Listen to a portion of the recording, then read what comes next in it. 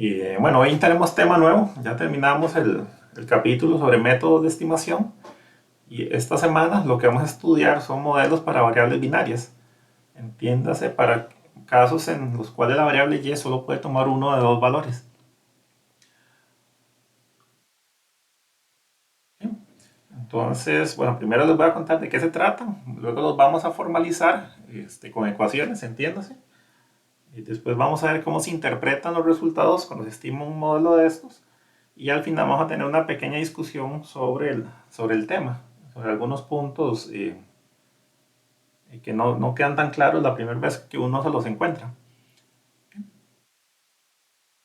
Entonces, van a haber situaciones en las cuales yo quiero estimar un modelo y con datos como los que están viendo en el gráfico, que vean que la variable x tiene muchos posibles valores, pero la variable y no tiene más que dos opciones, o es un 0 o es un uno. Vean que la variable y, si bien es cierto, solo tiene dos posibles valores, tiene una relación con las x. Entiéndase, cuando la variable, en este caso, la independiente, el eje horizontal, tiene valores más altos, la y casi que solamente tiene valores de uno.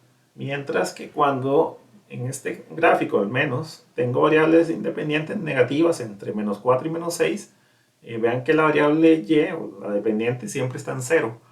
En el centro del gráfico es donde sí hay un poco como de confusión, porque puede pasar para un lado o para el otro, como que el X no me dice tanto como me puede decir en los extremos. ¿Ok?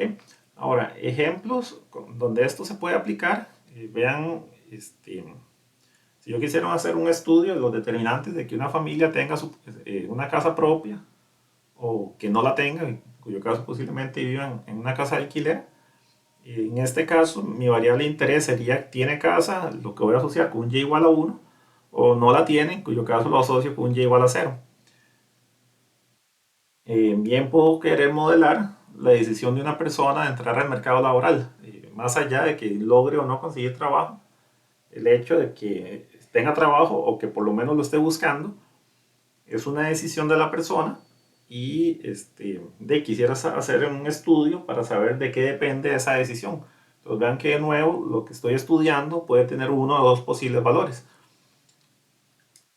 También la decisión de comprar un seguro. Vean que ustedes a lo mejor tienen un carro por ahí y quieren o no comprar un seguro. Posiblemente el precio de la prima que hay que pagar por él va a ser uno de los determinantes de que ustedes escojan una cosa o la otra.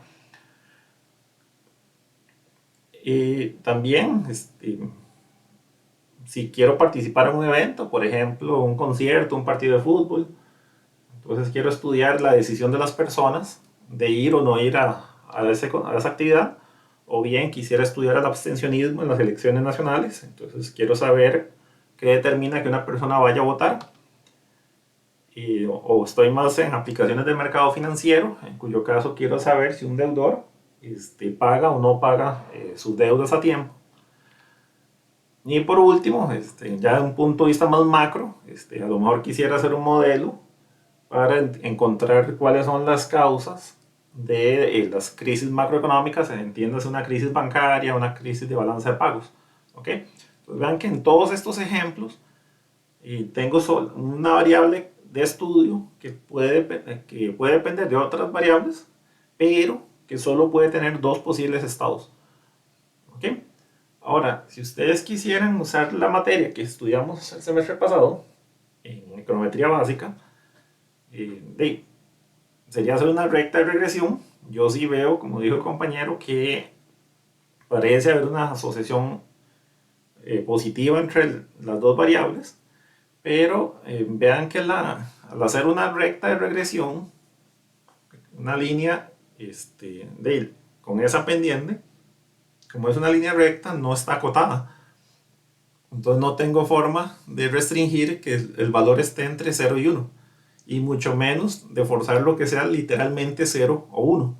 ¿Ok? Entonces vean que acá tengo algo que no me simpatiza en estos extremos, porque no tiene, se me sale del rango de valores, y incluso estos que están adentro tampoco me hacen gracia porque ya dijimos que Y es una cosa u otra, o sea, no, es nada no hay nada en el intermedio. ¿Ok? Entonces vean que la regresión lineal no, como que no pinta muy bonito para esto, pero no la votemos todavía. Van a ver más adelante que nos puede servir para muchas cosas en este contexto, pero por lo menos de entrada no parece ser la mejor opción hacer una regresión, por lo menos no una regresión lineal. ¿Ok? Ahora, vean que ni siquiera cumple los supuestos del modelo clásico de regresión, porque acá la distribución de Y no es normal, ¿no? Que era lo que asumíamos cuando teníamos el modelo clásico. Como yo decía que el error era normal y el modelo era lineal, la Y tenía una distribución normal, pero en este caso, como Y solo puede tener un valor u otro, en realidad lo que tengo es una distribución de Bernoulli. ¿Ok? Lo que posiblemente nos podría servir es un modelo de probabilidad como el que estamos ilustrando acá, donde lo que yo quiero modelar no es tanto a la Y como tal, sino a la probabilidad de obtener un valor de Y. ¿Ok? Entonces vean que acá lo que voy a decir es, miren, si hay una relación entre esta Y y esta X, pero la relación no es específicamente con Y, sino con respecto a la probabilidad de que esa Y tenga un valor. Vean que yo, si hago la probabilidad que Y es igual a 1, implícitamente ya estoy modelando la probabilidad que no lo sea, porque vean que acá solo tengo dos posibles respuestas. Entonces, si no es 1, necesariamente va a ser 0. ¿Ok? Entonces, vean que acá lo que estoy dando a entender es, vean, cuando X es muy bajito, la probabilidad de que Y sea igual a 1 es sumamente baja. Y por eso vean que la gran mayoría de los puntos están aquí abajo. Caso opuesto, cuando el valor de X es muy alto, la probabilidad de que Y sea igual a 1 es tan alta que normalmente solo obtengo unos. En el centro cambia el asunto. Vean que en el caso extremo, donde estoy en el puro centro, de ahí estamos 50-50.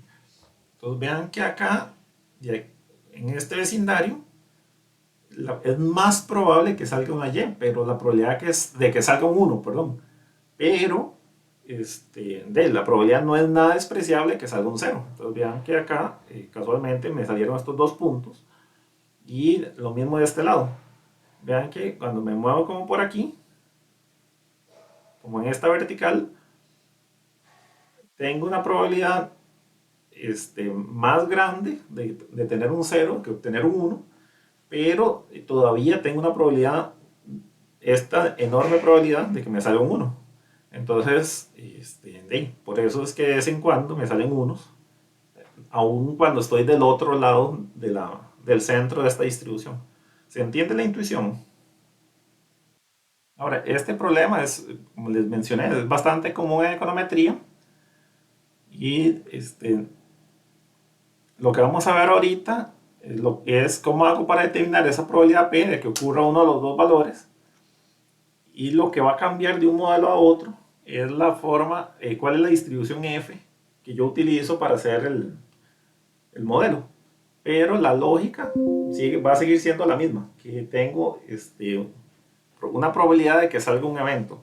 Lo que vamos a cambiar es cuál es la distribución de probabilidad que vamos a ajustar en nuestro modelo. ¿Ok?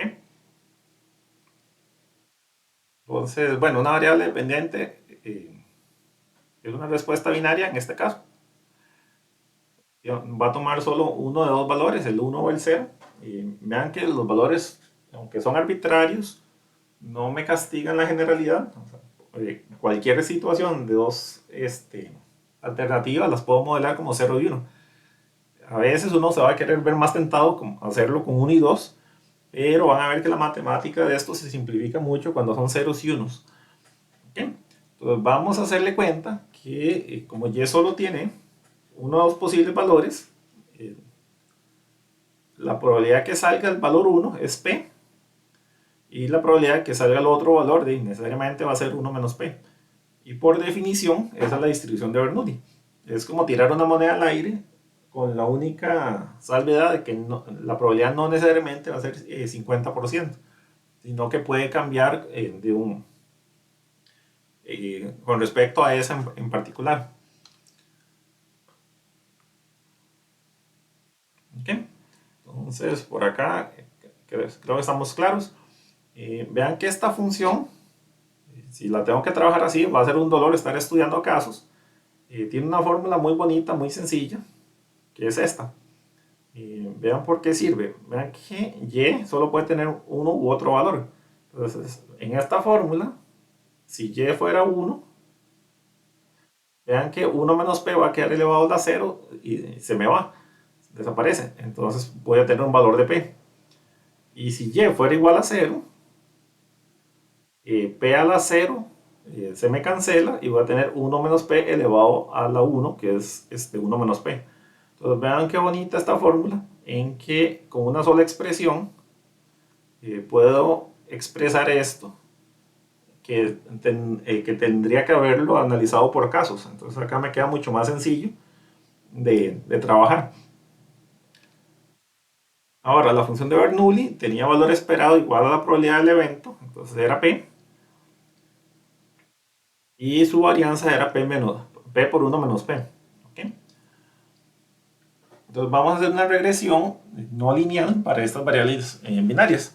Entonces lo que vamos a hacer es hacer que P sea una cosa de esa probabilidad que dependa de un índice X' de beta. Perdón, X' por beta. Vean que X' por beta es lo mismo que estábamos haciendo toda la vida. Entonces antes hacíamos Y es igual a un X1 por un beta 1 más un X2 por un beta 2. Dejémoslo ahí, pues ya ustedes saben el resto. Vean que esto yo lo podría pasar a que es un X1, X2 por beta 1, beta 2. Ya esto es lo que me refiero con un X' beta. ¿Ok? Entonces vean que ahora, en lugar de hacerlo con respecto a la Y, lo voy a hacer más bien con respecto a la P. ¿Ok? Entonces voy a hacer que P, perdón, ahora mi probabilidad sea una función, voy a llamarle F, por llamarlo de alguna forma acá, de esto que está acá. Ahora, como P tiene que estar entre 0 y 1, me sirve que la función sea casualmente una función de densidad. Perdón, una de probabilidad acumulada, no de densidad. Entonces, por eso voy a poner una F mayúscula acá. ¿Okay? Y es lo que están viendo acá. Entonces, tengo una probabilidad de que Y en la observación I sea un 1 que depende del valor que tenga de XY. Entonces vean que de la filmina pasada, como dijimos que esto tenía una Bernoulli, y ya tengo una esperanza para Y. Recuerden que habíamos dicho que la esperanza de la Bernoulli era la probabilidad. Vean que esto no es ni más ni menos que PI. Y su varianza, dijimos, es PI por 1 menos PI. Entonces, aunque esto se empieza a ver como más laborioso, el asunto de las fórmulas, vean que es exactamente lo mismo que ya sabían de teoría estadística básica, de que esta era la fórmula, la varianza de una Bernoulli. ¿Okay? Ahora, el asunto de hacer un modelo así es que me va a costar mucho entender qué sería el efecto marginal de estas cosas. Vean que normalmente cuando ustedes hacían un modelo clásico de regresión lineal, como este, voy a poner beta 1 x1 más beta 2 x2 más un epsilon. Todavía el semestre pasado ustedes decían, bueno, entonces la derivada de y con respecto a x1 es beta 1. Ok, perdón, beta 1. Entonces, el coeficiente ustedes lo pueden interpretar como el cambio en y en respuesta a un cambio de una unidad en x, y eso casualmente es un efecto marginal.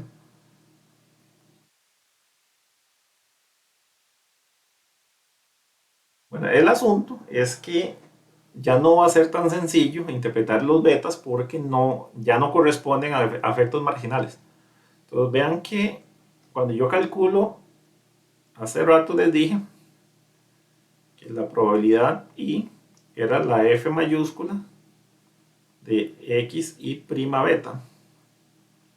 Entonces si yo quiero saber cómo cambia P con respecto a un cambio en una de las X, necesito aplicar regla de la cadena. Entonces vean que tendríamos que decir, bueno, entonces la derivada de PI con respecto a una de las xk, la regla de la cadena me dice sáquele la derivada de esta función. Como esta es la función de probabilidad acumulada, su derivada es una función de densidad, voy a llamarla f minúscula, evaluada en exactamente el mismo argumento. La regla de la cadena después dice agarre este otro y sáquele la derivada con respecto a beta. Y como ustedes son muy cargas, ya saben que x' beta es x beta más x beta más x beta. Entonces xk va a estar asociado al coeficiente beta k. Entonces es simplemente esta la derivada. Entonces vean que ahora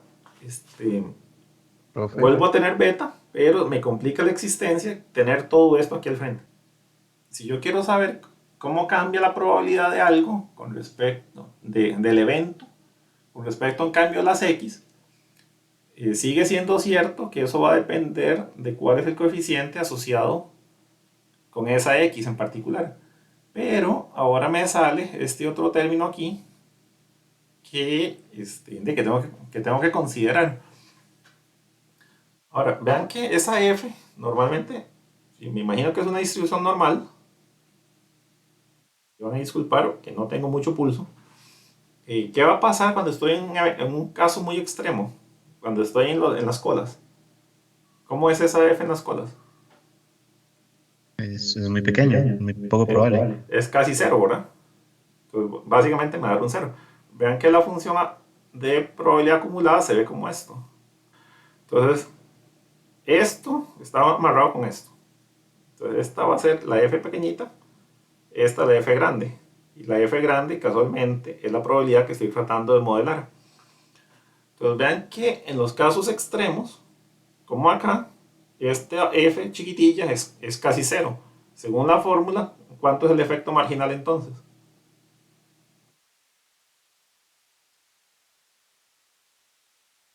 Vean que beta es una constante. Entonces, beta Casi cero, profe. va a ser casi cero. Y tiene sentido. Vean que acá, esto asintóticamente va hacia cero. No, si eso no se me hace cero, eventualmente cruzaría la línea del cero. Entonces, por eso, en este valor extremo tiene que ser cero. Lo mismo pasa acá, en este otro extremo. Cuando ya estoy en un x muy alto, esa probabilidad es casi cero y está asociado con esta otra marginal de que ya la probabilidad prácticamente es 1, entonces no puede seguir subiendo indefinidamente y ya se me hace una horizontal ahí. Entonces vean cómo eso les ayuda a construir cierta intuición con respecto a qué está haciendo esta cosa aquí. ¿Ok? Entonces es lo que está ayudándoles a modular esa derivada, porque esa derivada es la pendiente de esta curva azul que estamos viendo acá. Empieza en cero, termina en cero, alcanza en algún lugar, alcanza un valor máximo, en este caso posiblemente en la mitad, entonces que es el valor máximo que alcanzó acá. Pero ya no es tan sencillo evaluar el beta acá por sí solito. Tengo que ver por dónde anda el resto de la curva para saber cuál es la derivada. Entonces vean que el efecto marginal es una derivada. Entonces vean que no es la misma si la mido acá, que si la mido por acá, que si la mido por acá. Entonces ya no es una beta acá constante. Va a depender de que ahora el efecto marginal de xk necesariamente va a depender de los valores específicos que tiene el vector completo. ¿Okay? Vean que acá esto va a depender de todo este vector que está aquí. ¿Okay? Ahora, como les dije, vean que todo esto lo hice en términos de una f en abstracto, no dije cuál f iba a usar. Bueno, lo bonito de estos modelos es que casi todo el andamiaje es el mismo, y lo único que cambia un poquito es los resultados concretos en función de cuál es la f que yo utilizo en el modelo. Entonces, si yo utilizo la función de probabilidad logística, que es esta cosa que están viendo por acá, esta es la función de probabilidad acumulada de esa distribución, lo que tengo es un modelo que llamamos logit. Ahora, sí, pues vean que esta es la función f. Si en lugar de usar la logística, uso la distribución normal, la famosísima campana de Gauss que hemos estudiado toda la vida, esta que está por acá, entonces van a tener una cosa que se llama un modelo Probit. El otro caso, con el que empezamos la clase, es que no usen nada de distribución de probabilidad, que simplemente usen x' beta, como hacían en econometría básica, hacer una regresión de x' beta. Bueno, a eso le voy a llamar el modelo de probabilidad lineal, por llamarle de alguna forma, porque recuerden que esta cosa no va a estar acotada. Ahora, tanto logit como probit son distribuciones simétricas. Entonces me funciona muy bien cuando la cantidad de ceros y unos andan relativamente equilibrada. Hay situaciones aplicadas donde eso no es tan cierto. Y por eso logit y probit no terminan ayudando mucho. Un caso concreto que puede venirles a la mente es si están haciendo un modelo sobre crisis, una crisis financiera, una crisis económica en un país. La mayor parte del tiempo los países no están en crisis. Bueno, un país bien administrado, ¿verdad? Y entonces, si ustedes hicieron, no sé, los determinantes de la crisis de un país que casi nunca tiene crisis y definen y igual 1, igual a que si hay una crisis, los unos van a ser muy poquitos. Y entonces no va a funcionar muy bonito con una logit y una probit. Entonces, para esos casos concretos, hay una función de probabilidad que se llama log complementario, que están viendo por acá, que se puede aplicar. Ahora, para fines de esta clase, vamos a estar viendo logit, probit y de pasada la probabilidad lineal, porque van a ver que a pesar de que conceptualmente no es muy buena, tiene una propiedad muy interesante que vamos a ver después.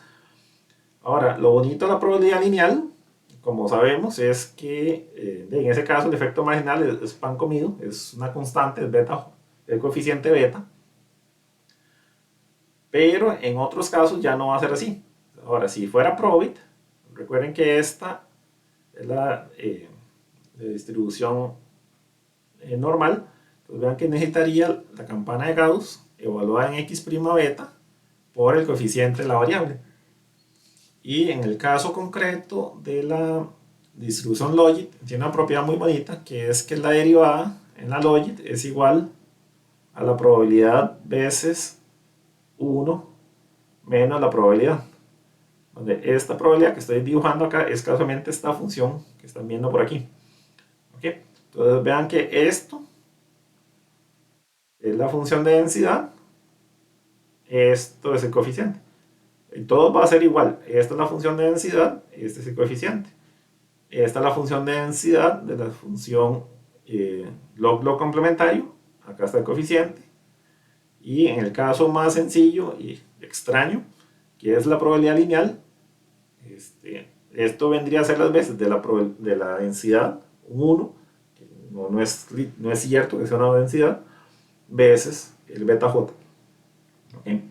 Entonces vean que el efecto marginal que obtengamos va a depender específicamente de cuál es la función de probabilidad con la cual hacemos el ajuste de este modelo. ¿Ok? Entonces, bueno, ya esto se los había mencionado, que el logit y el probit son los más comunes y que ambos son simétricos, y que el log complementario es asimétrico y por eso me sirve muchísimo cuando no están muy equilibrados las proporciones de ceros y unos en la muestra. ¿Okay? Entonces, acá nada más reiterarles que el modelo logit es específicamente el que usa la función de distribución logística y tiene la buena propiedad. La probit es la misma, solo que cuando escojo la distribución normal. Y en este caso, de nuevo, voy a tener probabilidades pronosticadas entre 0 y 1. ¿Okay? Y el modelo de regresión lineal, bueno, ya les dije cuál era. Entonces, estas tres fiminas hasta las podríamos borrar, por ejemplo. Lo que repite es lo que está en el cuadrito. ¿Okay? Pues nada más quería reiterar conceptos acá. Entonces, logit es cuando escojo una distribución logística, probit es cuando escojo la distribución normal y lineal es cuando no escojo ni nada, o sea, no hago una regresión lineal. ¿Okay? Esa es la gran diferencia que hay entre los tres modelos. Pero la lógica de cómo se cocinan es exactamente la misma para los tres. ¿Okay? Entonces recuerden, el problema de la probabilidad lineal es que cuando haga los pronósticos no hay forma de forzarlos a que estén entre 0 y 1. Por eso es que rara vez se van a utilizar para estimarlos directamente, aunque van a ver que esta distribución tiene un resultado interesante. ¿Ustedes alguna vez han visto un meme de los Simpsons como que un tipo que saca un borracho del bar y después le vuelve a salir por atrás? ¿Saben de qué les estoy hablando? Sí, sí, yo lo he visto. Sí, profe. Bueno, van a ver que en este modelo, este modelito de probabilidad lineal es como el borrachillo de, de ese meme. Acá estamos diciendo no tiene buenas propiedades y lo queremos sacar. Van a ver dentro de unas 10 fiminas que nos va a volver a aparecer. ¿Ok? Entonces ahí se van a acordar del meme cuando lo vean.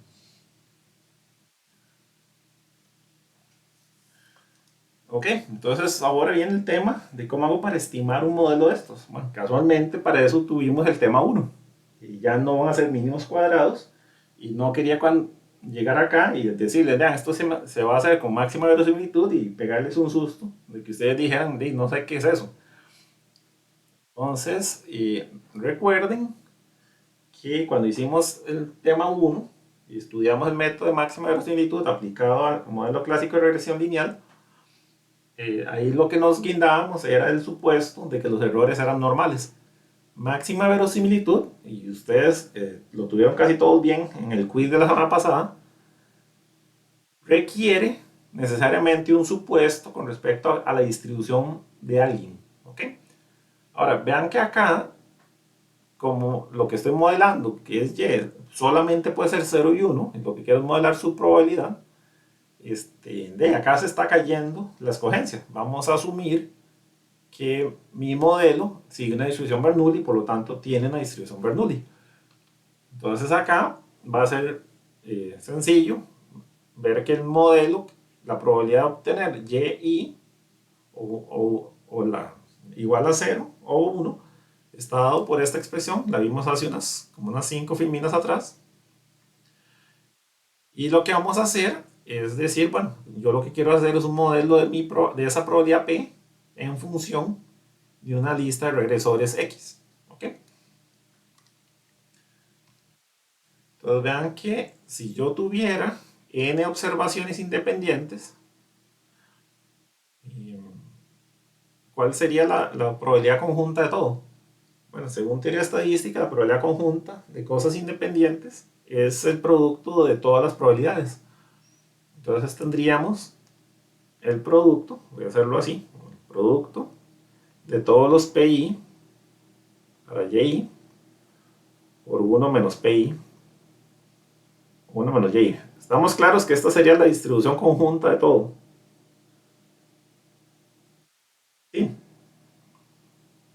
Sí, profe. ¿Ok? Y dijimos cuando estudiamos máxima verosimilitud que para sacar derivadas de un producto es un dolor. Por eso siempre lo vamos a hacer con el logaritmo de eso. Y es lo que estamos viendo acá. Entonces vean que ahora esa función va a depender del beta que yo escoja para esta probabilidad. Pero cuando lo separe va a ser muy sencillo. El logaritmo de esto es el logaritmo en producto y la suma de los logaritmos. Y el logaritmo en exponente va el exponente para afuera. Entonces tengo y, logaritmo de pi, que está asociado con este término. Y este 1 menos y por logaritmo de 1 menos pi, que está asociado con este otro que está acá. Y como dije, que quiero que pi sea esa función f, de lo que hago es enchufarlo acá abajo y termino con una expresión que se ve toda fea, toda larga, pero es sumamente sencilla de interpretar. Entonces, método de máxima verosimilitud, bueno, ya tengo la verosimilitud, ustedes saben que lo que viene ahora es sacarle una derivada de eso. Entonces, de hecho, ya la hice acá. Entonces quiero nada más ayudarles acá un poquito a hacerlo primero. Entonces, recuerden nada más que esto era la sumatoria del logaritmo de una probabilidad, ¿verdad? Esta es la probabilidad de observación i. Entonces, cuando yo venga y calcule la derivada de todo eso, con respecto al beta, la probabilidad dijimos que depende de ese beta. Entonces, va a ser la sumatoria. ¿Cuál es la probabilidad? La derivada del logaritmo es 1 entre su argumento. ¿Y cuál es el argumento acá? Es la probabilidad, casualmente. Y por regla de la cadena, después tengo que sacarle la derivada a esa probabilidad con respecto al beta. Bueno, eso es lo que hice acá. Entonces vean que esta es la probabilidad. Esto casualmente es PI. No, perdón. Es la probabilidad de la Y como tal. Acá tengo, decía esto en el filmín anterior, y calcular la derivada de la probabilidad con respecto a el coeficiente. Entonces tengo que sacar la derivada de esta cosa que está en cuadrito con respecto a beta. Ahora, un segundito aquí, algo estoy haciendo mal. Ok, no, estamos bien. Entonces vean que la probabilidad anda por acá. Entonces, ¿qué les parece si lo hacemos a pie mejor? Para estar todos tranquilos de que estamos bien. Entonces ahí necesito que me ayuden. Teníamos una sumatoria. ¿De qué, perdón? De y logaritmo Logaritmo natural de de una f la grande f grande, sí. que De depende de varias x cosas. prima. Entonces, para hacernos menos enredos, no vamos a poner de qué depende.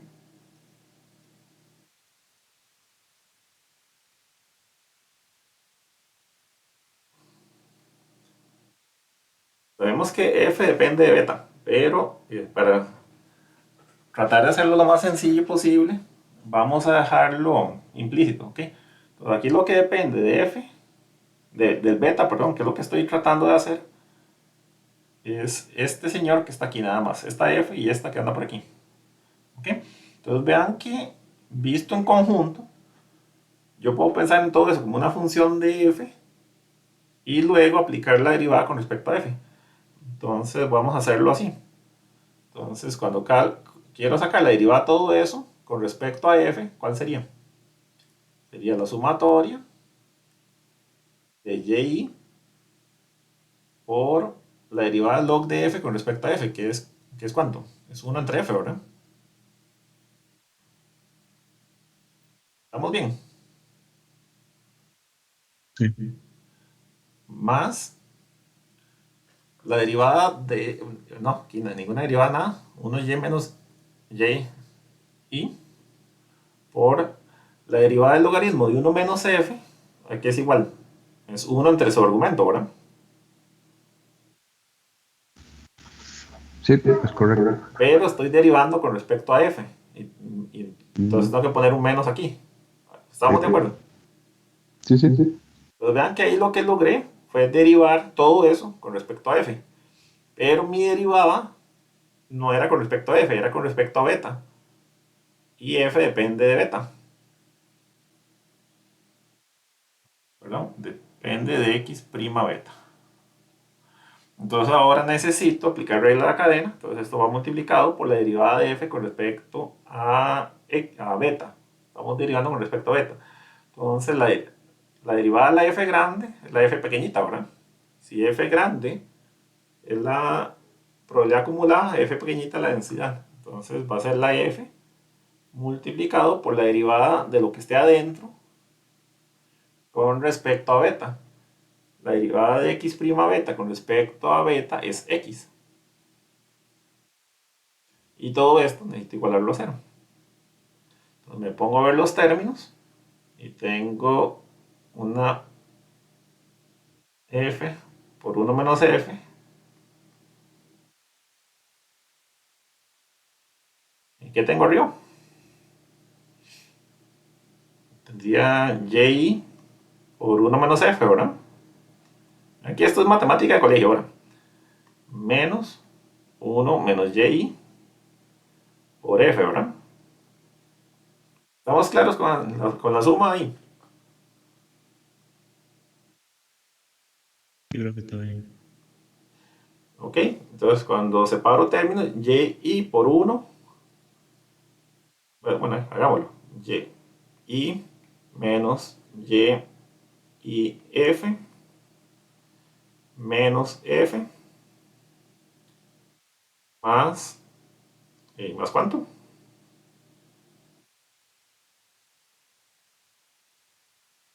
Y f, ¿verdad? Esto se me va a cancelar con esto. Yo lo veo bien, Pero ¿verdad? yo sí llego a lo de la Que sí presentación. está bien. Entonces sería y menos f, el numerador, sobre f por 1 menos f. Todo eso multiplicado por f y por x. Y si lo como distinto sería la f minúscula entre f por 1 menos f por y menos f por la x. Y a todo esto hace media hora que me comí una sumatoria que andaba dando vueltas por ahí. Y si Pitágoras no estaba loco, es lo mismo que debería estar en la filmina. Sí se parece, ¿verdad? Quedémonos viendo eso por un segundo. Y acabo de sacar una área con respecto a beta. Y estoy buscando el beta que maximice. Quiere decir que ahora estoy buscando el beta que haga que eso es igual a 0. ¿Cómo lo ven? Si no estuviera la sumatoria, yo podría cancelar esto que está acá, ¿verdad? La fracción. Porque vean que la fracción necesariamente es positiva, no puede ser 0. Pero, ahí está la sumatoria. Y como la sumatoria es x, es con respecto a x, y vean que por acá anda x, perdón, la sumatoria es con respecto a y, vean que anda x y por acá. Entonces quiere decir que esa fracción no es constante, va a cambiar término con término. Entonces, ¿quién se anima a despejar beta aquí? No, ¿verdad? No, materialmente imposible despejar esto. Vean que el problema que anda por acá es que esta cosa es terriblemente no lineal. Es materialmente imposible despejar beta. Entonces, casualmente, para eso existen los métodos numéricos. Y uno de ellos, que no vamos a ver acá en detalle, es el método de Newton-Raphson. Entonces, lo que quiero que les quede claro es, este es el procedimiento para encontrar el beta de máxima verosimilitud. Ustedes conceptualmente saben lo que es, pero aquí nos estrellamos con una pared de que no tengo una fórmula cerrada para despejar ese beta, ¿ok? Incluso en el caso bonito que les mencioné hace un rato de la logit, ¿se acuerdan que en la logit yo les dije que la probabilidad, la densidad es igual a esto? Los mencioné cuando estábamos hablando de la logit. Bueno, vean que eso casualmente lo que tengo en esta fracción es la densidad dividido entre probabilidad por 1 menos probabilidad, la función de acumulada. Entonces vean que eso, en caso concreto la logit, esto se me cancela y me queda esto. Pero aún así no es tan fácil el asunto de despejar esa beta que está ahí. ¿Ok? Entonces, de nuevo, voy a necesitar una solución analítica para resolver esto. Ok, entonces ahora lo que viene es cómo interpreto estos modelos. O sea, entonces, una forma interesante de interpretar un modelo de variable binaria es verlo como un modelo de variable latente. Entonces, la interpretación es útil en algunos contextos, aunque no es necesaria para nada de la estimación econométrica que estamos haciendo. Entonces, nada más se los voy a mostrar porque hay investigaciones que a veces los van a presentar en esos términos. ¿Okay? Entonces, la gracia acá es que voy a distinguir entre dos variables. Una variable observada, que es la y que hemos estado hablando todo este rato, que puede ser 0 y 1, y una variable subyacente que voy a llamar y asterisco, y la y asterisco es lo que sí es igual a x' beta más un término de error. ¿Ok? Entonces hagámosle cuenta que este es el modelo original que ustedes tenían, como en el semestre pasado. Imaginen, por ejemplo, que esta es la utilidad del consumidor, las famosas funciones de utilidad que estudiaban en micro. ¿Ok? Entonces, hagámosle cuenta que la función de utilidad depende de varias cosas. Va a depender de lo que ustedes consuman y las preferencias del consumidor. Hagámosle cuenta que esta y asterisco es utilidad. Voy a ponerle aquí utilidad. Esa utilidad va a depender de los bienes que consuma, o bien, si fuera una utilidad indirecta, va a depender de los precios de las cosas y el ingreso de la persona. Y a lo mejor va a haber una perturbación que afecta los gustos y preferencias de las personas, que hace que algo se ponga de moda o que algo pase de moda, no sé. Y ustedes quieren hacer un modelo de esto. Ahora, ¿ustedes alguna vez han visto estadísticas sobre la utilidad de las personas? Bueno, ya, posiblemente aprendieron en micro que la utilidad nunca se puede observar. Hay algo parecido que son las utilidades, las preferencias reveladas, pero la función de utilidad como tal ustedes nunca la ven. Incluso ni siquiera tiene sentido numérico en particular. O sea, por eso las utilidades, las dijimos, son ordinales, pero no son cardinales. O sea, como que si la utilidad es 20 o 40 o 50, no me dice nada. ¿Ok? Bueno, hagámosle cuenta que lo que yo tengo acá es una utilidad neta con respecto a hacer una decisión. Y voy a tomar la decisión cuando me genera una utilidad positiva. Entonces, veamos eso como un incremento en la utilidad. Entonces, ahora sí la puedo interpretar como un número con respecto a un umbral. Entonces, el umbral que voy a escoger acá es un 0.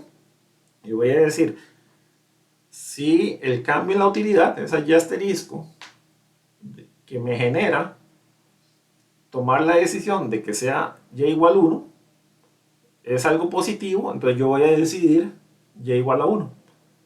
Pero, caso contrario, si eso me genera más bien una desutilidad, voy a escoger y igual a 0. ¿Ok? Entonces, imaginen que esta es la utilidad, como por ejemplo, la utilidad de comprar un carro, la utilidad neta de comprar un carro, pero ustedes lo compran solamente si esa utilidad es positiva. Bueno, entonces veamos, hagamos un poco de trabajo acá. Recuerden que dijimos que la probabilidad que y sea igual a 1 va a ser la probabilidad de y es igual a 1 si esto se cumple, ¿verdad? Porque esto casualmente ya asterisco. Lo estamos viendo acá. Y lo que es aleatorio es este u que está por aquí. Entonces vean que voy a despejar esta u. Entonces paso la u para el otro lado. Y me queda entonces que u, para que y sea igual a 1, yo necesito que la u sea más grande que el negativo de x' beta.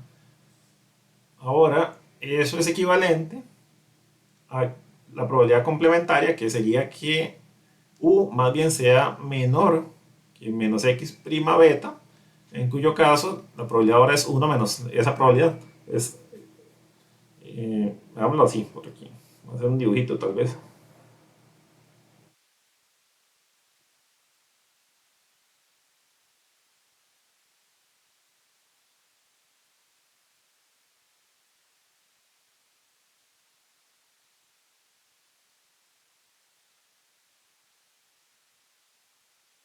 Entonces en el eje tengo u y tengo un umbral x' beta. Entonces la probabilidad de que u sea más grande que eso es esta colita que está acá, ¿verdad? Bueno, eso es igual a qué? A 1 menos la probabilidad de que u más bien sea más pequeño que esta cantidad, que es casualmente esta otra que está por aquí. Entonces eso es lo que estoy haciendo acá.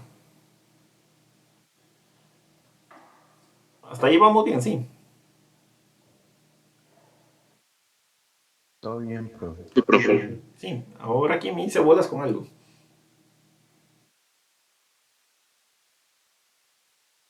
Necesito un segundito porque ya me enredé yo. pasar para aquí. Ah, bueno, aquí mismo estaba el asunto, perdón. Si yo asumo que la probabilidad es simétrica, o sea, como similar a una campana de Gauss, vean que en este caso la probabilidad de estar en una cola es lo mismo que estar en la cola contraria. Entonces esto lo puedo pasar a que la probabilidad de U sea menor que esto que está aquí. Y si lo que era aleatorio era U, su función de probabilidad era F, entonces vean que ahora esto es la función de probabilidad acumulada.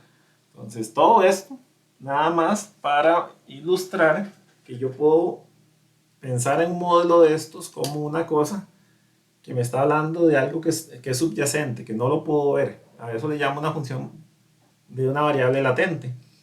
Entonces, puedo imaginarme que tengo una utilidad de hacer la acción que es aleatoria por el término U. Y como es aleatoria, esa preferencia es aleatoria y por lo tanto van a haber una función de probabilidad asociada a que yo haga o no haga la acción en concreto, que es lo que estamos viendo acá. Entonces, perdón si les hice el enredo más grande. Lo que quiero nada más es que vean que es una forma distinta de interpretar las cosas. Distinto a lo que hicimos al inicio, que fue nada más decir, no, a mí lo que me interesa es la probabilidad que Y sea igual a 1, en lugar de pensar en cuestiones de variables subyacentes que andan dando vueltas por ahí. ¿Okay? Ahora me interesa ver de qué hago con los coeficientes. Entonces vean que hace un rato dijimos que el efecto marginal ya no es simplemente el coeficiente. Entonces yo esperaría ver que un aumento en xk aumente o disminuya la probabilidad de que y sea igual a 1, pero de la fórmula concreta va a depender de la función f que yo escoja. Entonces vean que acá lo que voy a poder interpretar es únicamente el signo del coeficiente, pero no la magnitud del coeficiente. Entonces voy a verlo de alguna forma por aquí. Más adelante va a venir una filmina que les va a ayudar a esto. Ahora, la magnitud no se puede interpretar. Cuando ustedes vean el beta estimado, ese beta no significa absolutamente nada más que su coeficiente. Ahora, el coeficiente, ¿por qué lo puedo interpretar? Bueno, recuerden que cuando hacíamos los efectos marginales, yo calculaba la derivada de la probabilidad con respecto a un x, terminada con una f veces un beta.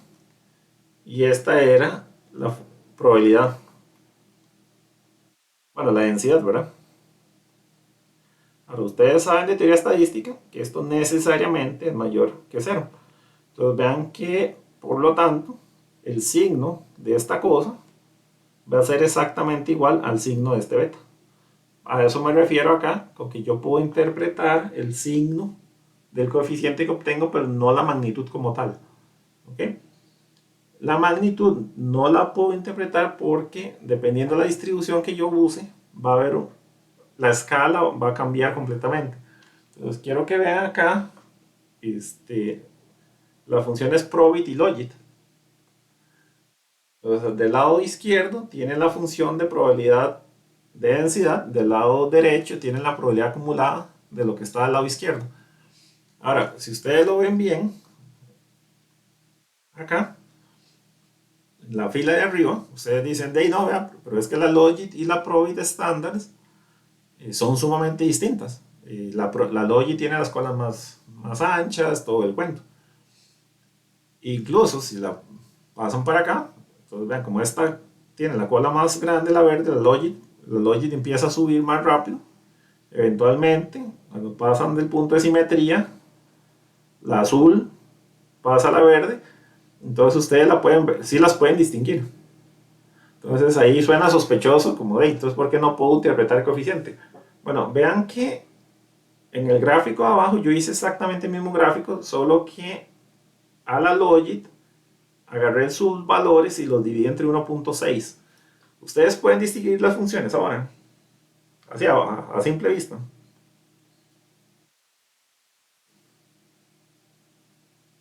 No, son casi No, iguales.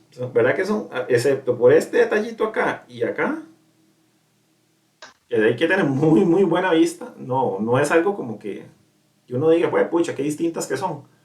Entonces, a pesar de que inicialmente pensamos que Logit y Probit eran muy distintas, si yo hago un simple un cambio de escala en las X, vean cómo las dos funciones se me dan exactamente iguales.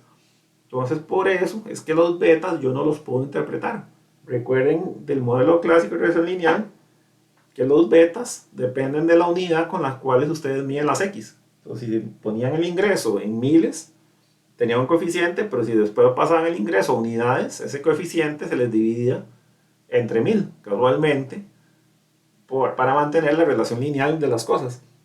Entonces vean que acá, si yo hago un simple cambio de unidades de z, este, la función cambia, ¿sabe? Y ahora me da que son exactamente iguales. Por eso la magnitud del coeficiente beta no me dice absolutamente nada, porque las unidades de medición son arbitrarias. ¿Okay? Entonces, cuando ustedes estiman modelos, van a encontrar que en la práctica los coeficientes Logit van a ser 1.6 veces los valores que obtengan para los probits. ¿Ok? Si lo Sí. hacen con regresión lineal, los logits van a ser más o menos 4 veces el tamaño del vector de mínimos cuadrados ordinarios. Y si lo hacen con probit, por regla de 3, van a sacar que los del probit son 2.5 veces más grandes que los coeficientes de beta de regresión lineal. En los ejemplos al final vamos a ver con datos que eso es cierto. ¿Okay? ¿Okay? Entonces, cuando yo comparo un logit con un probit, no comparo los coeficientes directamente, porque ya yo sé que por fuerza me van a dar aproximadamente 1.6 veces uno con respecto al otro. ¿Ok? Lo que sí puedo interpretar son los valores marginales. ¿Ok? Y van a ver cómo me dan cosas muy parecidas. Ok, ahora vean que para calcular los efectos marginales, yo lo que quiero es ver cómo cambia la probabilidad que y sea igual a 1 cuando cambia una unidad, una variable independiente x. ¿Ok? Entonces, cuando lo hicimos con Logit, obtuvimos lo que está aquí arriba, que fue lo que hicimos hace un ratito en el recreo. Y si lo hacen con la distribución normal, con un modelo Probit, obtienen esto. Vean que a pesar de que parecen muy distintos, son exactamente la misma cosa. Es que simplemente esto es la función de densidad de la logística, esta es la función de densidad de la normal. Entonces, en ambos casos tengo una función de densidad veces beta. En eso son exactamente la misma cosa. Bueno, de hecho lo está viendo acá. La función de densidad veces beta, lo que cambia es que esta es para la logística, esta para la normal.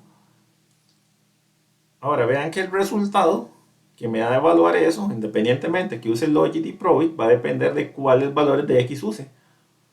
¿Ok? Entonces, de hecho acá, perdón, me faltó, y lo van a corregir ustedes ahorita. Vean que acá puse cuando cambia XJ. Ah, no, perdón, no estaba bien, no me hagan caso.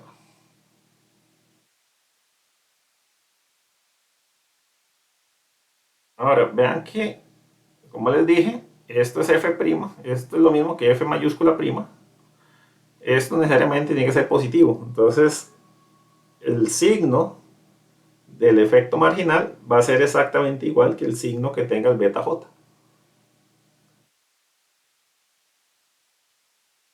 Pero el valor concreto va a cambiar en función de cuál valor X enchufo yo aquí. ¿Okay? Entonces ahora viene el problema de cuál utilizar.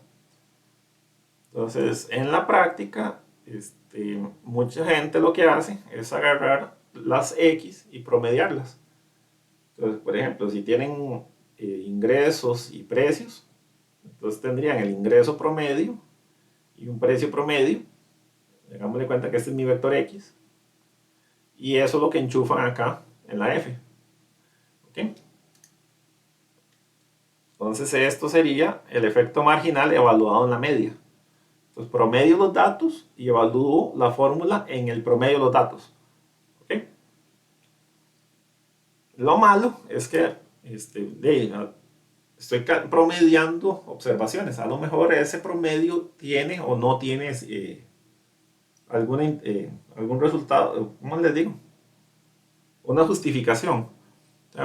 Vean, por ejemplo, como que una de las variables explicativas de lo que estoy tratando de explicar, no sé, eh, voy de viaje. Y una X de las variables explicativas, tengo trabajo. ¿Ok? Entonces, a nivel de individuo, el promedio de eso, si tengo trabajo, esta también es una 0,1. Entonces el promedio sería como que tengo o no tengo trabajo. Bueno, en este caso, a lo mejor la gente lo puede interpretar como la proporción de la muestra que tiene empleo. ¿Ok? Entonces, nada más tengan cuidado acá que a lo mejor tiene o no tiene sentido el promedio de los datos. ¿Ok?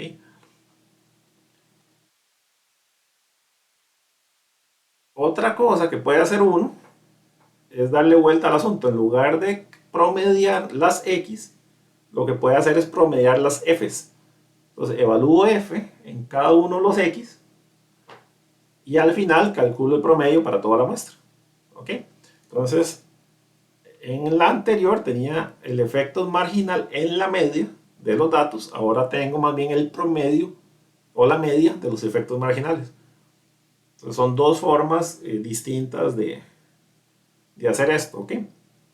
Eh, Normalmente se ve mejor esto, promediar los efectos marginales, las Fs, o calcular el promedio de los efectos marginales, pero en la práctica los resultados suelen ser idénticos, a menos que la muestra esté muy sesgada para un lado más que para el otro. ¿Ok? Ahora, en casos donde tenga una variable discreta, no tiene sentido calcular un efecto marginal con una derivada, porque ahí el cambio, si es discreto, es más fácil. Hagámosle cuenta que mis variables X las puedo separar entre las que son continuas, que estoy llamando Z, y una discreta D, que solamente puede tomar el valor 0 o 1, como en el ejemplo de hace un rato, de tener o no tener trabajo.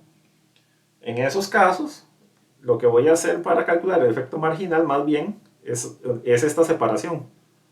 Me calculo la probabilidad cuando D es igual a 1 y cuando D es igual a 0. Pero vean que aún así no me zafo el tiro de tener que escoger valores para Z. ¿Ok? Lo único que no hago es promediar las D. O sea, yo quiero ver cuánto cambia esa probabilidad cuando D es 0 comparado con D igual a 1. No lo vamos a hacer por cambios infinitesimales, pues no tiene sentido. ¿Ok? Entonces vean que un aumento en XK aumenta la probabilidad de que Y igual a 1 por el efecto marginal visto como un porcentaje, o sea, como puntos porcentuales.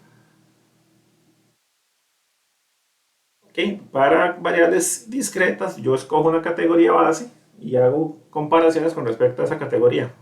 Eso vamos a ver un poco más en los ejemplos. ¿Ok? Y ahí sí es importante tanto el signo. Si veo positivo, me está diciendo que el evento que yo le puse etiqueta Y igual 1 va a ser más probable cuando veo un signo positivo. ¿Ok? Y para que no pierdan el sueño en el trabajo aplicado, cuando ustedes digan, de ahora qué hago, logit o probit. Bueno, en la práctica pueden hacer los dos. Vean que es muy barato ahora hacer la estimación de una computadora y van a ver que normalmente los resultados son casi los mismos. Entonces, no es una escogencia que tenga particular, ¿cómo se llama? Efecto crítico sobre los resultados que tienen. O sea, va a ser raro que cambien los resultados. Ahora, hay un término que anda dando vueltas por ahí, que es el odds ratio o razón de probabilidades. Esto lo usa mucho la gente que va a las apuestas cuando están tomando apuestas de 20-1, que significa como que implícitamente un evento es 20 veces más probable que el otro. Entonces ahí lo que estoy es comparando la probabilidad de uno con respecto al otro. La probabilidad 1 es P, como solo hay una alternativa para la otra, la otra tiene que ser 1 menos P. Ahora, en el caso concreto de la logit, dijimos que es la función de probabilidad. Entonces vean, esa es la función P. Entonces, si ustedes hacen un poquillo de álgebra, van a encontrar esto. Que x' beta lo pueden interpretar como el logaritmo de la razón de probabilidades, ¿ok? Ahora, eso en la práctica uno no hace gran... en econometría no se ve muy frecuente, pero es bueno que conozcan el concepto porque si se lo encuentran en la literatura. En economía, normalmente lo que reportamos son los efectos marginales, porque normalmente nos interesa saber si las variables explicativas hacen más o menos probable y en cuánto el resultado que estoy estudiando, no tanto la razón de las probabilidades. ¿Sí? Ahora, una vez que estimo un modelo, bueno, ahora puedo hacer un pronóstico. Entonces yo voy a pronosticar, recuerden que P es la probabilidad, entonces sustituyo beta con beta sombrero, yo tengo una estimación de un P. Cuando doy un regreso lineal, ya les dije como por quinta vez, ya no se va a sostener entre 0 y 1, esa es una de las limitaciones que tiene, pero para Logit y Probi sí van a ser números entre 0 y 1, ¿ok? Ahora, vean que cuando yo enchufo eso, obtengo un P sombrero. Entonces, digamos que P sombrero es igual a 0.7. Entonces, el modelo me está diciendo para una X en particular, la probabilidad de que Y sea 1 es 70%.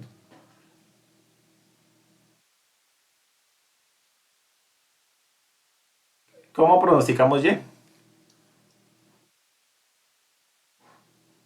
Vean que una cosa es ajustar la probabilidad y otra cosa distinta es hacer afirmaciones sobre Y.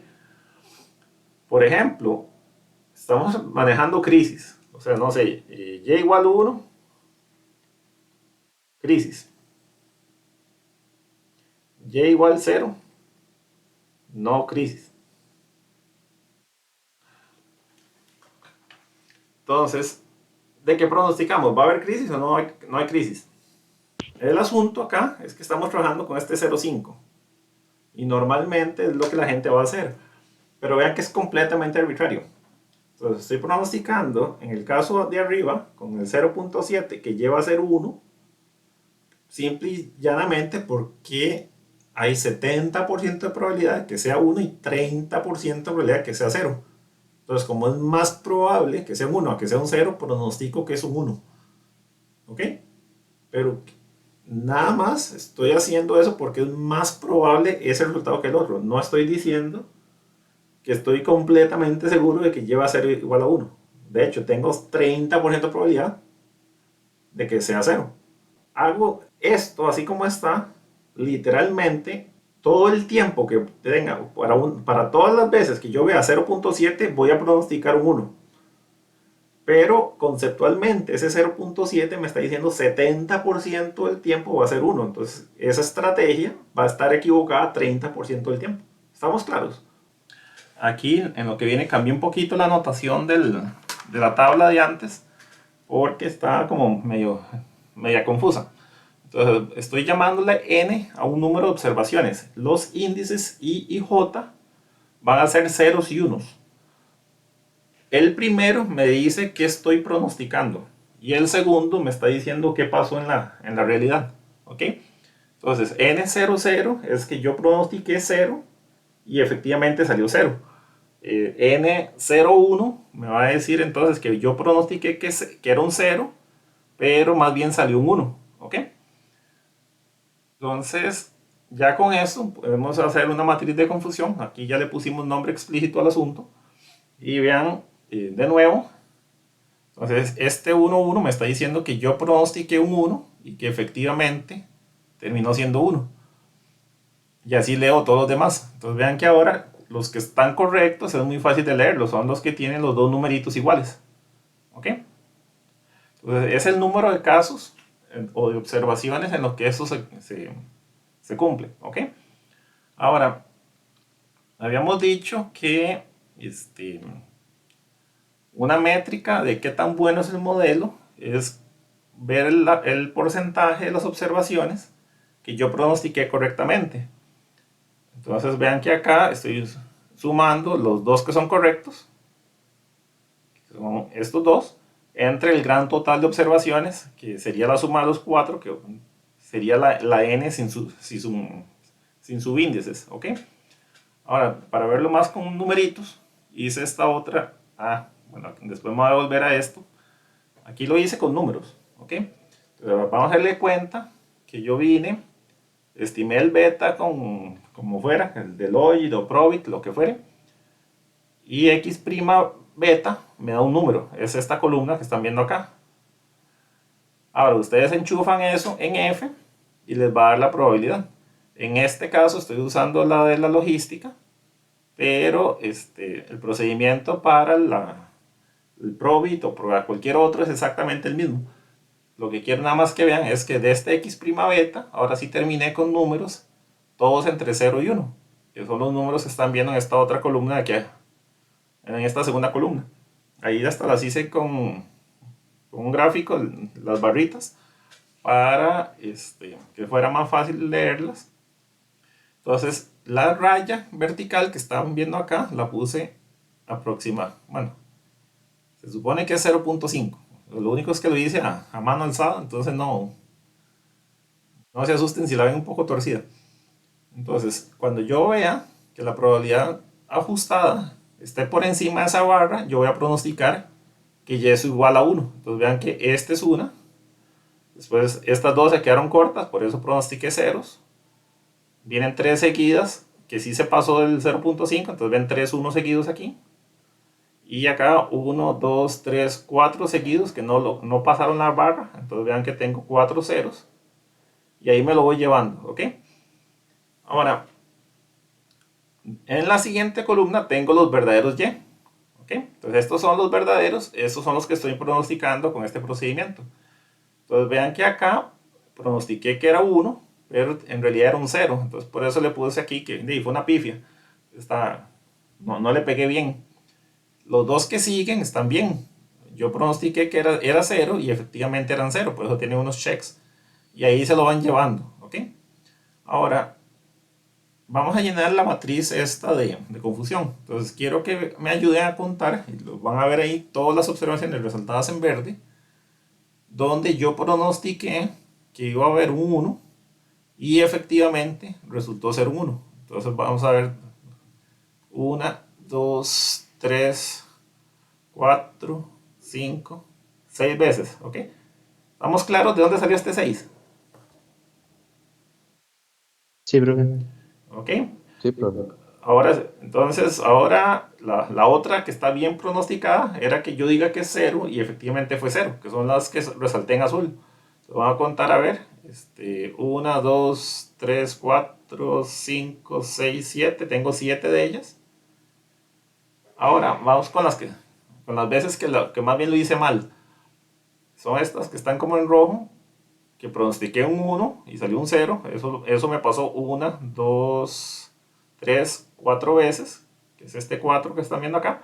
Y por último, cuando pronostiqué 0, y más bien salió un 1. ¿Okay? Y es este 3 que están viendo acá. Ahora, vamos a definir las medidas de bondad de ajuste.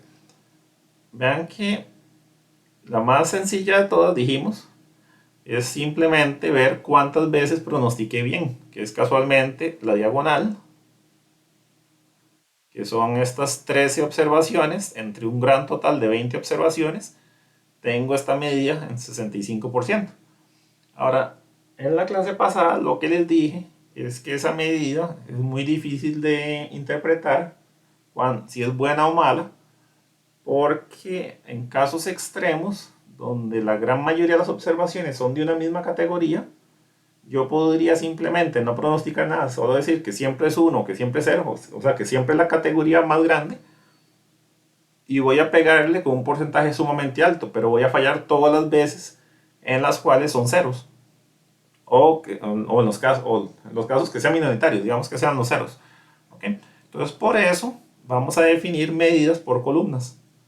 Entonces, condicionando en las columnas, voy a definir la sensibilidad cuando el evento efectivamente sucedió. Es el Y1. Entonces me pongo a ver eso y digo, vean, ¿cuántas veces pronostiqué bien eso? Fueron 6. ¿Y cuántas veces sucedió eso? Y sucedió 9 veces que se dio ese evento. Entonces vean que 67% del tiempo en que Y fue igual a 1, yo lo pronostiqué correctamente en esta tabla.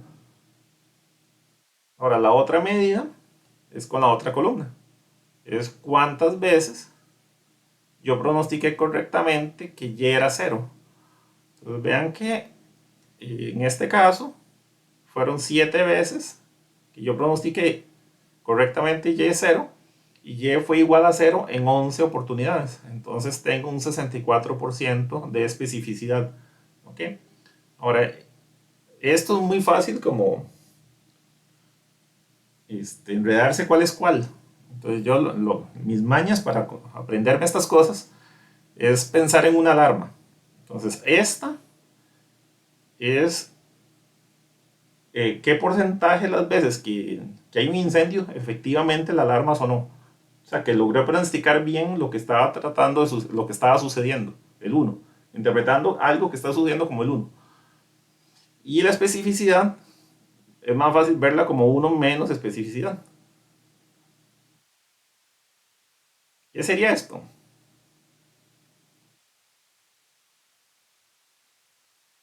Por definición,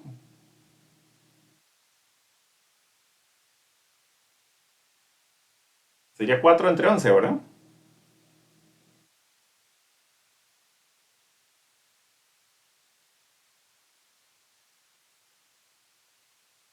Pongámosle falsa alarma. Entonces, ¿en qué sentido falsa alarma? En que en 11 episodios donde Y fue 0, 4 de ellos yo pronostiqué que sí era 1. Entonces, en ese sentido fueron falsas alarmas. ¿Ok? Entonces, esto es la forma como nos vamos a memorizar este asunto. ¿Dudas hasta acá? Con respecto a las medidas y la construcción de la tabla. Sí. Ahora, ¿qué se imagina? Vean que la barra horizontal, perdón, vertical que usé aquí para, para decidir cuándo alguien era 1 o 0, la hice en 0.5, pero vean que es completamente arbitraria, esta barrita que está aquí. Entonces, ustedes se imaginan qué va a pasar si yo esa barrita la muevo para la derecha. ¿Qué sucedería? ¿Aumenta o disminuye la cantidad de unos en la columna de la par? Disminuyen. Va a disminuir, ¿verdad? Y aumenta o disminuye el número de unos en la columna que sigue, en la observada. Se va a mantener igual. Ok, las que están observadas ya sucedieron, ¿verdad? Esas no tienen por qué tocarse. Entonces vean que si yo muevo esa barra, las medidas de sensibilidad y de especificidad van a cambiar porque yo estoy cambiando los ceros y unos de la columna de pronosticado. Esto me trae a esta filmina que está acá. En este ejemplo, esta columna del centro que dice 0.5 es la misma que hicimos en la filmina pasada. Ahora hagámosle cuenta que yo digo, no, es que yo no quiero pronosticar Y igual 1 cuando el P sombrero es mayor que 0.5. Acá es P sombrero mayor o igual que 0.5. Yo pronostico Y igual 1. En el de acá voy a decir, no voy a hacerlo desde 0.25.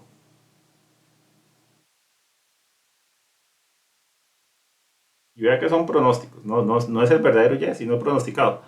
Entonces vean que acá, este número acá, 0.63, es mayor que 0.5, por eso es que está este 1 acá. Bueno, con más razón va a ser mayor que el 0.25, pero no es mayor que el 0.75 que está acá.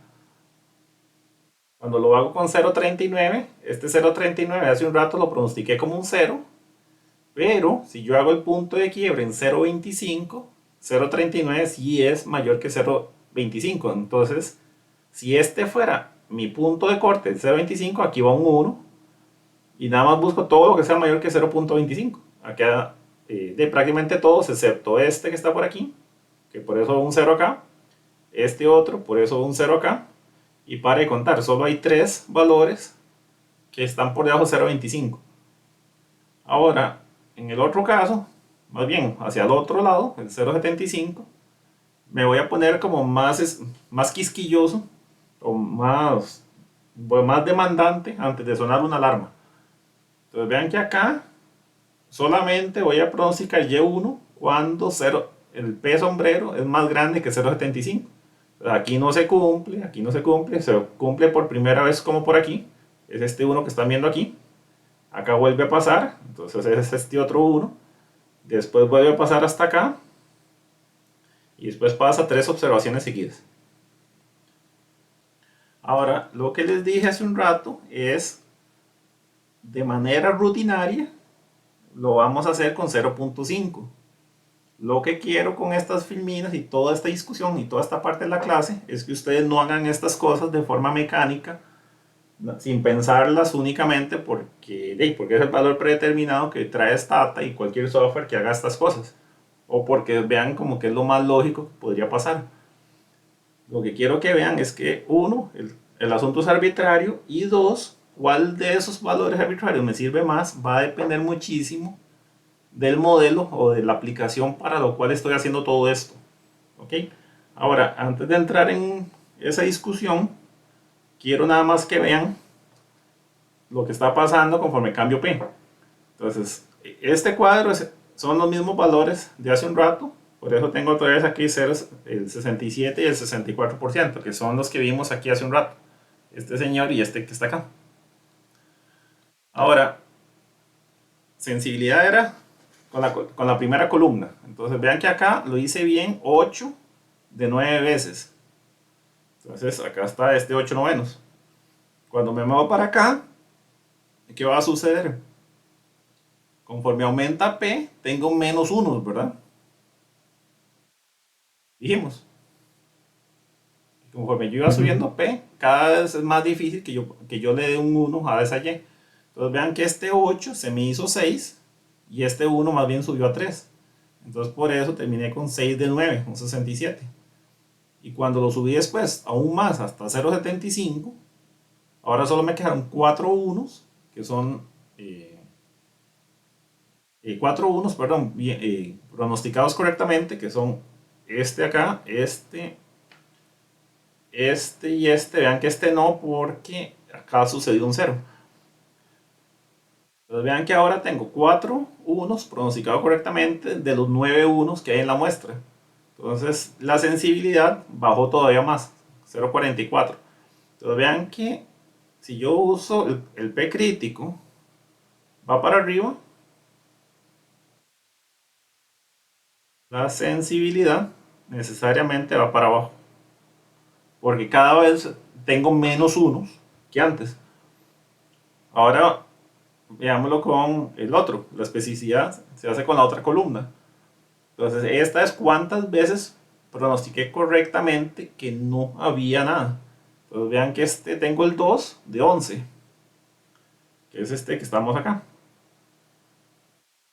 Conforme aumenta, va a ir aumentando esta cantidad, porque cada vez es más difícil que yo pronostique un 1, por lo tanto necesariamente estoy pronosticando un 0. Entonces antes eran 9 2, ahora 5 de estas observaciones se me pasaron para este otro lado. Entonces ahora tengo 7 de 11 acá. Y cuando lo subí todavía más hasta 0.75, ahora solo 2 veces pronostiqué perdón, solo 2 observaciones. Cuando Y fue 0, pronostiqué el 2 a pesar, no, perdón, yo pronostiqué un 1 a pesar de que era 0. Y 9 veces sí le pegué. ¿Okay? Entonces vean que ahora la especificidad, conforme el P crítico aumenta, la especificidad va para arriba. Entonces, bueno, de acá les dije que tengo un trade-off entre sensibilidad y especificidad, Entonces ustedes eso lo han graficado muchas veces. Si ustedes me ponen la sensibilidad, es S sensibilidad acá y especificidad aquí, la finilla pasada lo que le está diciendo es que va a haber una relación inversa entre una y otra. Bueno, por algún extraño motivo, la gente que hace estas cosas les dio por hacer en el eje horizontal no la especificidad, sino 1 menos la especificidad, lo que yo le llamo falsa alarma. En cuyo caso, como es 1 menos eso, ahora la curva va a tener pendiente positivo. Entonces, recuerden esto de forma sencilla de memorizarlo. El eje horizontal es falsa alarma. Y el acá es... ¿cómo le ponemos? La sensibilidad en términos de la alarma, ¿qué sería? ¿Cómo le llamamos? Como que soné bien la alarma, pongámoslo de alguna forma.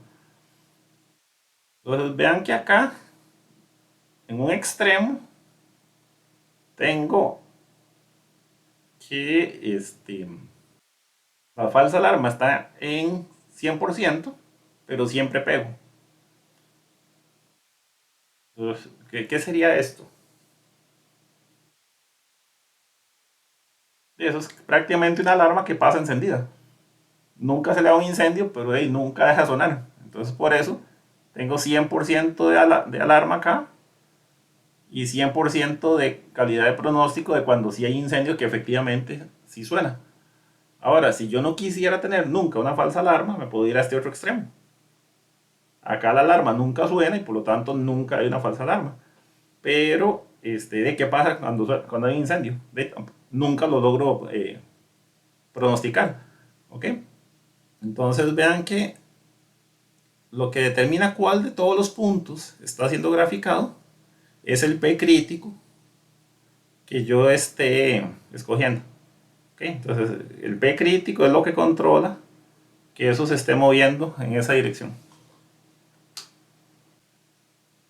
Y bueno, la línea 45 es básicamente tirar una moneda al aire. Es cuando no tengo ninguna capacidad predictiva. Entonces vean que en este contexto el punto ideal es este. Yo quisiera estar aquí siempre. ¿Qué pasa ahí? La falsa alarma es la que está en el eje horizontal, es cero. O sea, ahí nunca hay una falsa alarma. Y el 100% de las veces yo atino a pronosticar correctamente lo que quería pronosticar. El evento y igual a 1. ¿Ya? Pero de eso sería la situación. Bueno, es la situación ideal, pero ya quisiéramos que fuera factible. Van a haber aplicaciones donde es más fácil de hacerlo que en otras. No sé, imaginen que esto fuera un mecanismo para detectar spam. ¿Okay? Entonces, si es un algoritmo ahí de computadora, una falsa alarma en este sentido sería que decir que algo era un spam y que no lo fuera, y lo contrario sería dejar pasar un correo que sí era spam. ¿Okay? Entonces, cuando, cuando los algoritmos son sumamente buenos, hay aplicaciones donde a lo mejor esta curva va a ser algo muy parecido a esto, donde sí tengo algo que se está aproximando mucho a esto. ¿Okay? Entonces, el caso ideal es estar aquí. Y dijimos, caso terriblemente malo es justamente en la línea 45. Entonces, la ganancia del modelo, yo me la podría imaginar como el área bajo la curva, que está por aquí. Entre más grande sea esto, mejor es el modelo en términos de capacidad de hacer pronósticos. ¿Okay? Y para ver, hay un pseudo R cuadrado, ya que me lo pide. Se calcula en función de la función de verosimilitud, donde esta LR es, ¿cuál es la verosimilitud? Cuando solo tengo un intercepto, o sea, básicamente me vuelo todas las variables explicativas, yo esperaría que teniendo variables explicativas, la verosimilitud sea más alta, o sea, tenga mayor capacidad de explicación. ¿Ok? Si son iguales, me está diciendo que esas variables explicativas no me aportan nada. ¿Estamos claros? Veamos el caso. LR es cuando no tengo variables explicativas. LUR es cuando tengo variables explicativas. Si me dan iguales, me está diciendo que las variables explicativas no me ayudaron de nada. En cuyo caso, esto me da 1 y 1 menos 1 me da 0. ¿Estamos claros? Entonces ya tenemos aquí una parte ya de discusión, un par de detallillos nada más. Entonces vean que necesito escoger entre logit y probit. Entonces eso, al final de cuentas, ¿por qué es importante? Porque recuerden que esto yo lo voy a estimar con máxima verosimilitud y para eso necesito asumir una función de distribución de las cosas. En el caso de la logit estamos usando la logística, en el caso de la probit la normal. ¿Okay? Entonces vean que depende de cuáles son el proceso que de verdad genera los datos, así debería escoger uno o el otro. Lo malo es que yo nunca sé cuál es el verdadero proceso que genera los datos. Ahora, esa era la mala noticia. La buena es que independientemente cuál de los dos escoja, ya vimos que los resultados van a ser prácticamente idénticos. Y por este lado estamos hablando de los efectos marginales, ¿verdad? No los coeficientes. Dijimos que unos iban a ser como 60% más grandes que los otros. Los de Logit más grandes que los del Probit, me parece. Pero los efectos marginales, que son los que me dicen cómo cambia la probabilidad de algo en función de una de las variables explicativas, los dos me van a dar prácticamente la misma respuesta. Entonces, por ese lado, no pierdo sueño escogiendo uno o el otro. Aparte, hoy en día con el software tan potente, bueno, el software y el hardware que tenemos, de correr un modelo Logit tarda, no sé, 2 segundos en una computadora, 1 segundo, depende del modelo. Entonces, al final es terriblemente barato correr los dos y ver que sí dan efectos sumamente similares. Entonces no hay un mayor costo de escoger entre uno y otro. ¿Ok?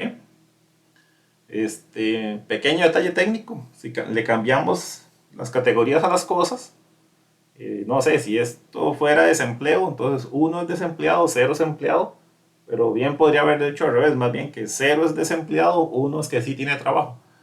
Entonces, la elección de quién es 0 y quién es 1 es prácticamente irrelevante. Lo único que va a pasar es que van a cambiar los signos de todos los coeficientes, pero las magnitudes como un todo van a quedar iguales. ¿Ok? En magnitud. Entonces, si cuando tenía un evento tal era 1, el efecto marginal era 0.4, me estaba diciendo la probabilidad va a aumentar de que y sea 1 va a ser 0.4. Le doy vuelta a todos los signos, ahora me va a dar menos 0.4, porque casualmente ahora el evento, que antes era 1, ahora es 0, entonces ahora tiene que apuntar para el otro lado. ¿Okay? Entonces vean que a quién le llamo 0, a quién le llamo 1, es un asunto meramente de conveniencia, de que me ayude como a interpretar o redactar mejor la narrativa de los resultados que quiero hacer, pero no me afecta en lo más mínimo los resultados econométricos de las cosas que estoy haciendo. ¿Ok? Y ya con eso estoy listo para llegar a ejemplos.